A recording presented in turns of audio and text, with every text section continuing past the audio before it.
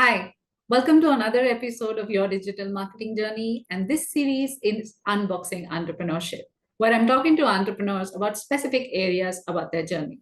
So today's guest is a repeat guest. You've heard her before if you have been a regular listener of my podcast. I'm talking to Chandni Dassani. She's the founder of the packing company. Now, since I spoke to her last, she has changed her business. She has exited one company and she started another. So the focus of my conversation with her today is what did she do in the first few years of her new business to ensure that it succeeds? And I think it's a great conversation, but I'll let you judge for yourself. Let's get right into it.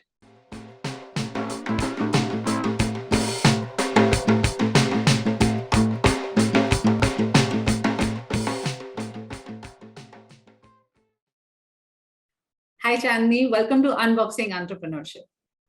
Hi, Pallavi. Thank you so much. So excited to be a part of this.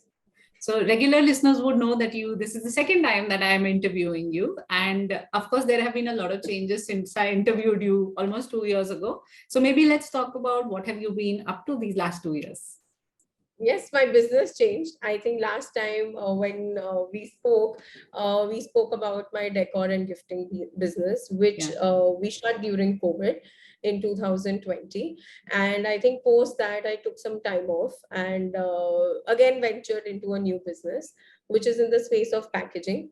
So that's what I do now. I am the founder of the packing company, which is a direct consumer brand in the space of packaging. We provide a customized packaging solution as well as ready to shop packaging solutions to our consumers. We mostly cater to small and medium businesses because I feel that is the space where businesses struggle with quite a lot because there are no brands which exist in the packaging space. There are of course a lot of vendors who have units and they manufacture, but often businesses struggle with quantities because bigger units make higher quantities which everyone doesn't want to stock or purchase at that point of time. So we are kind of trying to break the barrier. We are acting as the middle point where MOQs are lesser. We are happy to customize as per your requirement and as per your quantities, of course, whatever is in our capacity. But as compared to the market, we are of course trying to break the barrier of buying good quality ready packaging products, which also help a lot of businesses cater their different needs throughout the year. So yes, I mean that was the idea around it, and that's what I started. I of course started with customize, but over the period of 2 years, I have expanded to a wide range of ready-to-shop products on our website. Uh, we cater to multiple category of packaging, not only restricting to one, and we hope to expand and become this one-stop packaging solution space where people can come and find all their packaging requirements. So yeah, that's happening. I think it was a change of industry for me, of course, because I didn't have experience in packaging. But I thought that it is going to be something which was not there, and something which was defining for me as a business. So yeah, I think that was the call at that point of time. Yeah, so I mean, I've been following your journey ever since we spoke, and we've been friends since we spoke the first time. So I know I know a lot about what's going on, and I think see, the intent of this series really is to talk to bootstrap businesses because, as we were talking before, there are very different challenges that bootstrap businesses face, and not just being restricted in terms of money, but you're also then making a lot of decisions which are coming about from the fact that you have less money and you're focusing on a very specific market. So I wanted to talk to you about how did you actually scale from the get-go, and maybe because you're completing 2 years soon, so maybe we can break it down into year one and year two. I know there is a lot that you have done in year one that traditionally a small business starting out would not do, but because you have a lot of experience of entrepreneurship and you come from a business background, I think that experience really helped you to get to a point where you were able to make these decisions. So tell me, what did you really focus on in the first year? What were the things you said, I'm not going to compromise on this at all? So I think, I mean, for me, my first business was like schooling. Like I learned a lot of things which honestly helped me take the right decisions in the first year. Whatever I didn't do there, like I sat down and I made a note that, hey, like, why did this not do well, right? And I realized that few things I never focused on. I was doing a business for passion, which I feel that maximum small businesses do. And the first thing I did was I detached myself from that. I made it a point that I'm not going to get attached to this business. This business is a business and I have to take it professionally. So I have to do the right things to make this successful. So the first thing what I did was I worked on on a business model which I thought was sustainable, right? At that point of time, I of course started this business with existing clients who gave me the opportunity to do it, right? So for me, I started with sustainability, that okay, this is what I want to do and I know I can sustain this for a long term business. So when I started out, I thought that what are the two things which I need to do. One, I want to really develop a business model and a product which is going to work, right? And all of us think like that. But I did a market test.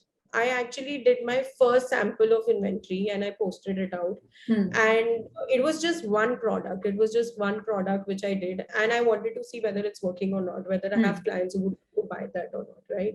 So I of course took that risk of stocking that up. That was an initial investment, which I did, and I was okay to take that risk. The second thing which I did was marketing, because that is what I didn't do before, and that is why my business failed. I had a great product before. I had a great product range. I was compared to brands which were already existing in the decor space for very long. So we had great products, but after having great products also, if you don't make money, then there's something wrong, right? And the wrong part was marketing, because we never spent on marketing. We always went out and we thought offline is the way. We have to reach out consumers, we need to have a retail store, we have to do multiple things, right? So I broke that thing. I was like, I'm not going to be in an offline model. I only want to be in an online model because that is very cost effective for me. I don't want to have a retail setup. I don't want to spend on rents. I want to set up my team in a way which can work remotely. I want to, expand more in the space of paid marketing, which is through social media. And I took that up, honestly. I focused on growing my social media presence, my branding, and simultaneously launching the product. So when these two things work for me, I realized that, hey, like there is a scope for this business. And if I constantly keep on improvising my product line and then, of course, expanding my marketing, this is going to become successful. So these were two things which I worked on, of course, in the first year, that I was sure about the product, that what I want to do. And I wanted to get a proof of concept that it can sell, right? When I did these two things, honestly, I didn't even invest in a website in 6 months.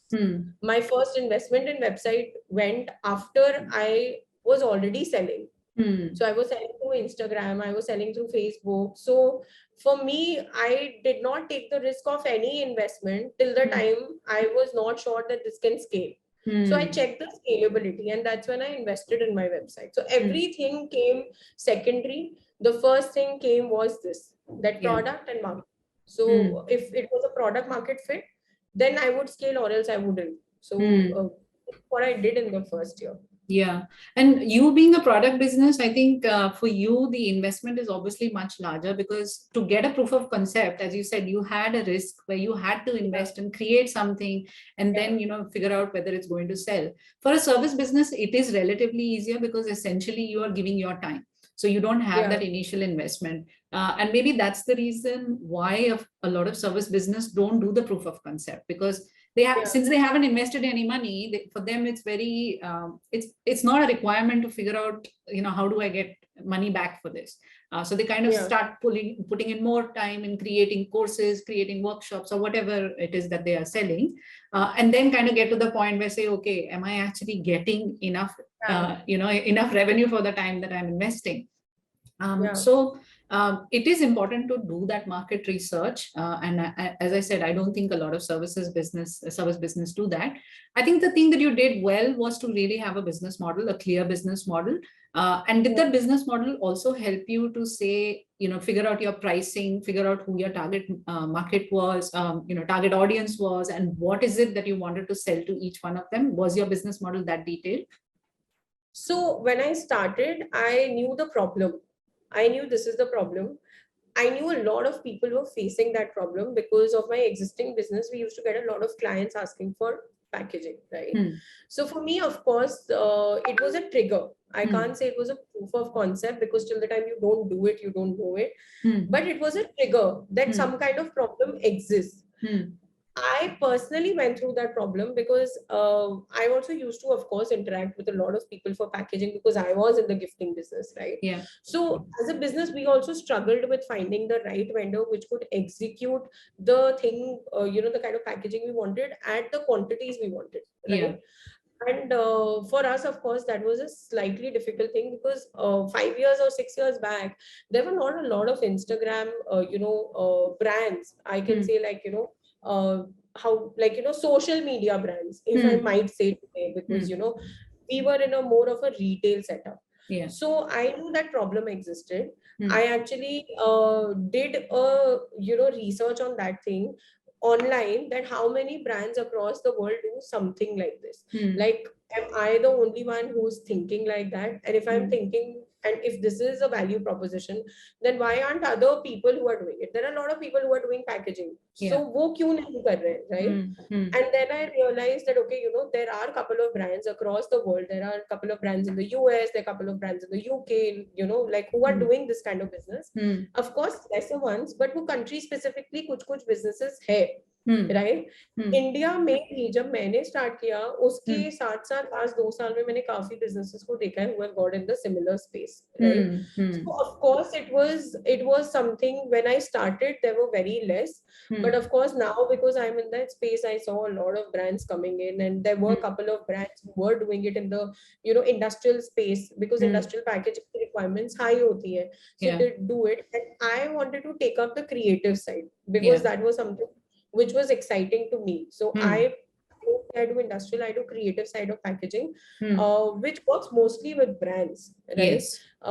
So that is what I felt was a huge gap in. Like, you could reach out to someone with an accessibility, with clarity, standardization. आपको कुछ नहीं पता होता था. It was all very ambiguous, right? And of course, जो local markets है, वो local markets है ही. But local markets have a certain quality which was not that great for me. Yeah. So I also wanted to cater to a market who was ready to spend a slightly premium pricing for good design and good quality. That's what we wanted to do. Yeah. So yeah, of course, we did all that analysis, and I think that is when we started that, okay, let's do this and let's try it. So initially, when I invest here, I was okay to risk it all and lose it also. And because I believed that there was a space like this where people really wanted this kind of service. The first 6 months was the time where we realized that yes, this is working. And I think 1 year, I think from the time I started to the first year itself, we were lucky that our business, we didn't have to invest more. It became self-sustainable, right? I mean, it just kept on going, and it just kept on growing. We also realized there are so many brands who wanted to work and, wanted to get packaging. And there were so many, I mean, we included a lot of new product lines because of the requirements we got from consumers. We started with just one product. So proof of concept तभी हुआ जब लोगों ने कहा, अच्छा आप ये कर रहे हो, आप ये भी कर सकते हो, अच्छा आप ये भी कर सकते हो, हमारे लिए वो एडिशन होते गए. And then we realized that people want a one-stop solution. लोगों को convenience चाहिए. And we then started thinking that, okay, can we do this across India? And now we are thinking, can we do this globally, right? So our, of course, mindset changed because of the customer requirement. And that only happened because of marketing. Honestly, if I wouldn't have done that, I wouldn't have known that this is going to work. So yes, we did, a business analysis before starting out. We worked on that, and I think that helped us. Like, we had very, clear ideas that this is what we want to do. Yeah, yeah. So the marketing actually got you enough, I guess, enough data, which told you that A, things were working, and B, where else you could venture in. Like, as you say, you added a lot of product lines because you had that many customers. If you hadn't invested in marketing, you would have had a smaller pool of customers who may not have, a lot, whose input may not have allowed you to venture into different areas, right? So essentially, you grew your business through paid marketing, whether it was sales or business direction. From day one, honestly, I never wanted to do it organically because I didn't have that kind of time. For me, it was like, it works, I have to know it within a year. Otherwise, I don't want to spend my time on something which is not making sense. Like, I didn't want to realize after 5 years that, hey, this is not making sense. I've been constantly bootstrapping, and I've been working hard, and there is not enough requirement, right? So I wanted to do that from day one, and when I started this thing, I made a plan that in 1 year, if this happens, then this is how I want to grow. We faced issues where our marketing was not working, right? We of course did trial and error. We tried multiple areas of marketing, it, like, where we wanted to explore Google ads and all of those things. But for us, what happened is that our Instagram worked really well for us. So for us, the brand recognition happened very fast, because in our first year itself, we had like 10-15,000 followers, and like people really had good reviews, and they were posting about us. So I think that built a lot of trust amongst consumers. And we realized that packaging is a space that when people trust you, there is a retention. They come to you again and again, right? And that's when we decided that we want to have our website, because that was what was lagging behind, right? So marketing, yes, we were in paid marketing from day one, but I only chose one avenue. I didn't choose multiple avenues on day one. Like, I didn't spread myself too thin. I made a budget that, hey, I want to spend this much. Like, I want to spend 20,000 per month, or I want to spend like 10,000 per month, or whatever that amount is. I made an idea that this is what I'm willing to spend, and I want to see a return on investment. Like, if I'm spending this amount of money, it's sustainable for my business. Because I was talking to a lot of agencies and a lot of businesses who were spending a lot of money for a very long time. Right? They had very high budgets, but I didn't have that high budget because I was completely bootstrapped. So for me, it was like I had that growth only by my experience. Like, when I spent 10,000, I got an X return. Then I thought that, okay, if I increase it by this much, can I have this return? So it was a slow journey, but it was a more I got time to do things. Because if I would have spent on day one and not had a website, it would have failed, because I would have lost customers. So I had a slow but systematic journey where I knew that I have to launch these things at the right point of time. Right? So I think, yes, paid marketing worked for me. And that is what I suggest everyone, that, today it's very difficult to reach people organically, because I am already competing with every brand which is on Instagram. So it's not easy. So, that gave us a proof of concept that from one marketing channel, we are able to sustain. Tomorrow, if we open 5 marketing channels, then, hey, like, this might just work for us. So I think I always suggest everyone that, don't wait for organically growing, because today in D2C space, it's very difficult to grow organically. Correct. It's slightly.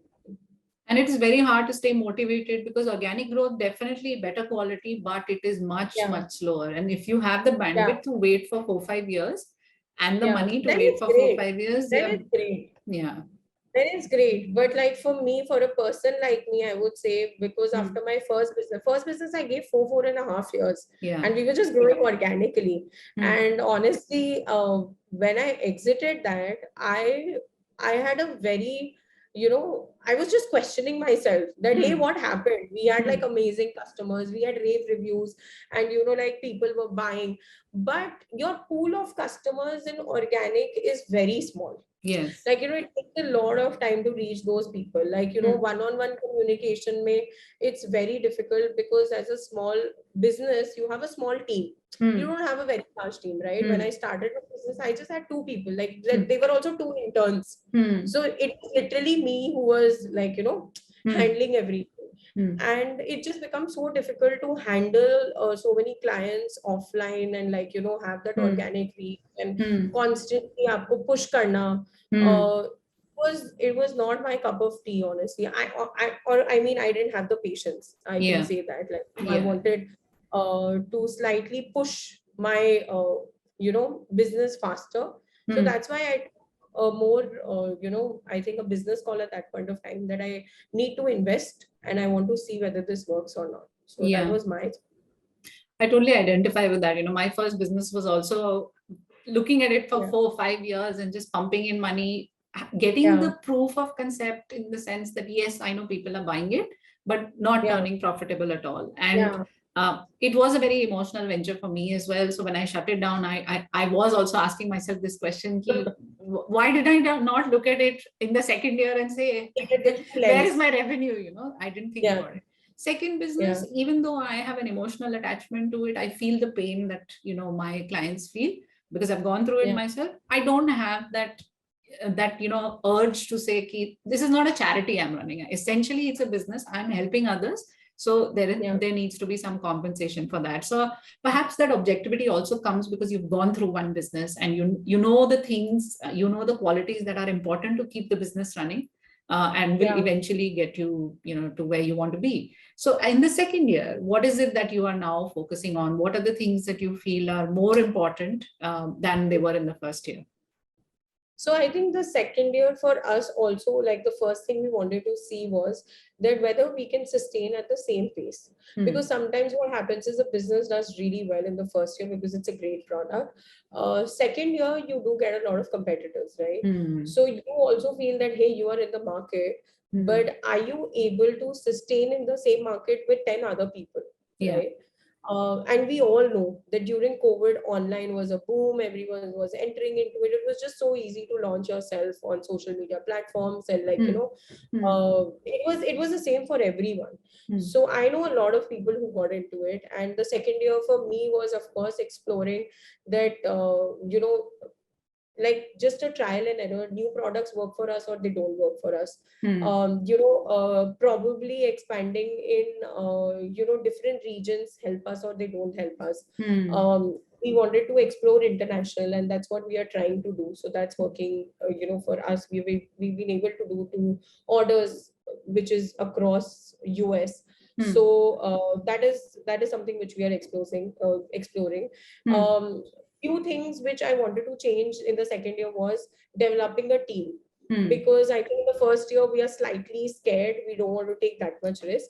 Second year, I wanted to set up a team which could run my business smoothly at a certain scale. And that's what I focused on. I increased my team. Team size in terms of whether it's a designer, whether it's my operations team. I wanted to delegate a lot of work because I could strategize. Earlier, I was someone who was doing a lot of things on a daily basis. So yes, delegation was a big part of my second year, and I was constantly trying to do that. Of course, new product development was something which I wanted to do. And now, I am focusing on how we can increase our margins. Because first year was something which, when you do a proof of concept, any money coming in is great. You feel that, hey, it's working, it's taking care of your business. But today, now I feel that first year was that. Second year, we want to increase our profits. So what kind of new products should we get, or how should we evolve the offerings which we have, which can help us sustain at a better rate? Like we also should be able to build capital. So now we are trying to do that, honestly, and it is a journey. I feel that it doesn't happen in a day.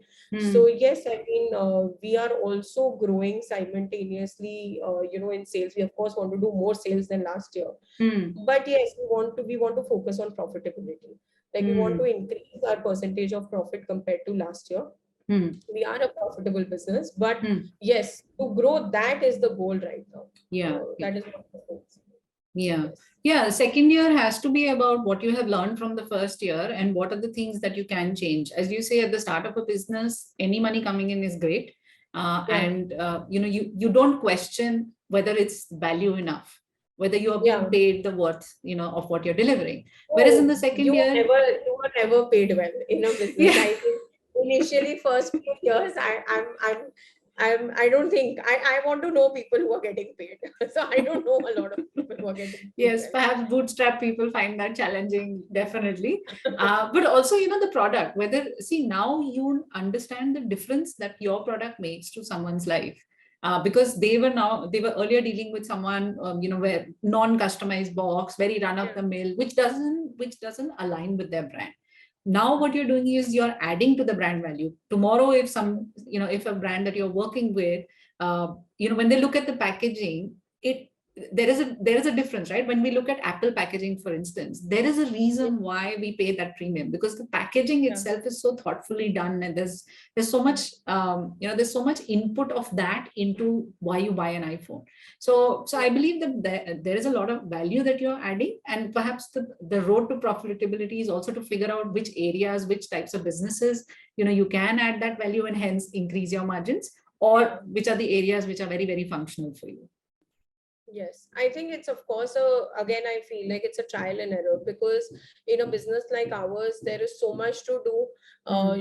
Packaging is so diverse, and every business has a different requirement. There are a lot of businesses who constantly, like, change their packaging every season, or, they work on something new. Because today, to differentiate your brand, perception, or the way people look at you, is through packaging, right? So of course the industry itself is evolving a lot. It's not the same as it was yesterday. People are becoming more conscious, they're going eco-friendly, and I think the whole concept of packaging is also changing in India, because now people are ready to spend that money. Yes. Like, I feel that 10 years back, people were not, we would just take gifts in like any random packet and give it to someone, right? But today, when you go out, like if you're carrying a wine, you would want a wine bag. If you're carrying a gift, you would want to wrap it, nicely, and you want everything to look pretty, right? Yes. Because we are also getting educated by the westernized, style of gifting, or the way, we would do it. We are wanting to change that in a more refined way, as I might say, like, and that is where we also feel that we can fit in, because that's what we are trying to provide. And I think our business is also evolving because of that. Like, we didn't know that ready to shop is going to be so big for us, right? And we realized while doing it that people really, really want to invest in good packaging. And that is what we worked on. So for us now, of course, as you mentioned, that as a brand, you also want to provide value, right? And that is what we are trying to do. By adding new things, we are just trying to increase the value proposition. That, hey, when you come to us, you don't come for one thing, you come for 10 different things, right? So when someone comes to us, they know that, okay, with the packing company, I can find 10 good things which will help me just beautify my packaging. So I think just that education also, and then that availability, that convenience is something which we want to work on. Right, of course we face challenges, we do face challenges and everything, we don't have everything at the moment. But yes, the business needs to evolve that way, and that's what we are trying to do. That work on providing that accessibility to our consumers, retain them, because today we feel that consumer, if they retain with your brand, that's the biggest proof of concept, right? Correct. And in my business, because it is something which people require regularly, it's not something कि आपने एक बार खरीदा और आपको दूसरी बार जरूरत नहीं पड़ेगी. Throughout the year, people buy from us. So for us, to retain that consumer is so important. Yeah, absolutely. So yes, I think those things really work. When you are in the second year, you really need to think about those things. That how do you make your brand not be forgettable by people? Yeah. Like in a pool of brands, how you want to be remembered. So I think exactly. All right. So this was great conversation, honestly, Chandni, and this is the second great conversation that I've had with you. Yes. But no, it was good of you to walk us through the various decisions and the challenges of year 1 and year 2. And I'm sure that with this kind of insight, your year 3 will only be better. It'll grow. Your business will grow. So thank you so much for coming today. Thank you so much for having me on the podcast. I just feel that any information in in our community, in women businesses, so many of us are so determined to make it big, And if any of our personal experiences help each other, I think there's nothing better than that. We also, we need a community of women Yes. who are inspiring each other and who are helping each other grow.